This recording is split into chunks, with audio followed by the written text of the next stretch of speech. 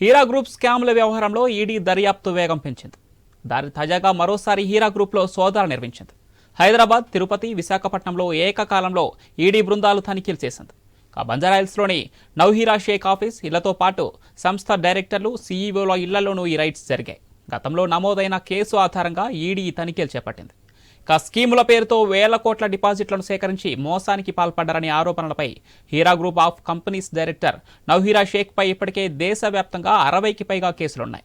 ఈ వ్యవహారంలోనే ఇప్పటి వరకు ఈడీ 380 కోట్ల పైచిలుకు ఆస్తులను అటాచ్ చేసింది. టోలీ చౌకీలోని ఎంఎస్పీ కాలనీలో ఉన్న 80 కోట్ల విలువైన 81 ఫ్లాట్లు, హీరా గ్రూప్స్కు సంబంధించిన పలు స్థిరాస్తులు అటాచ్ చేసిన వాటిలో ఉన్నాయి.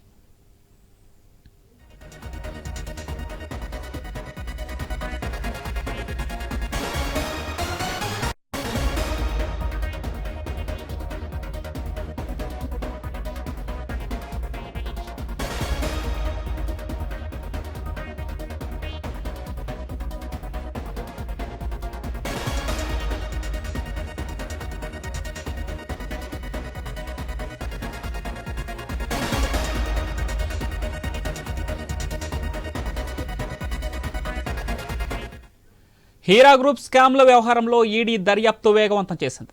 తాజాగా మరోసారి హీరా గ్రూప్లో సోదాలు నిర్వహించింది. హైదరాబాద్, తిరుపతి, విశాఖపట్నంలో ఏకకాలంలో ఈడీ బృందాలు తనిఖీలు చేశాయి. బంజారాహిల్స్లోని నౌహీరా షేక్ ఆఫీస్, ఇళ్లతో పాటు సంస్థ డైరెక్టర్లు, సీఈఓల ఇళ్లలోనూ ఈ రైడ్స్ జరిగాయి. గతంలో నమోదైన కేసు ఆధారంగా ఈడీ ఈ తనిఖీలు చేపట్టింది. స్కీముల పేరుతో వేల కోట్ల డిపాజిట్లను సేకరించి మోసానికి పాల్పడ్డారనే ఆరోపణలపై Heera group of companies director Nowhera షేక్పై ఇప్పటికే దేశవ్యాప్తంగా 60కి పైగా కేసులున్నాయి. ఈ వ్యవహారంలోనే ఇప్పటి వరకు ఈడీ 380 కోట్ల పైచిలుకు ఆస్తులను అటాచ్ చేసింది. టోలీ చౌకీలోని ఎంఎస్పీ కాలనీలో ఉన్న 80 కోట్ల విలువైన 81 ప్లాట్లు, హీరా గ్రూప్స్కు సంబంధించిన పలు స్థిరాస్తులు అటాచ్ చేసిన వాటిలో ఉన్నాయి.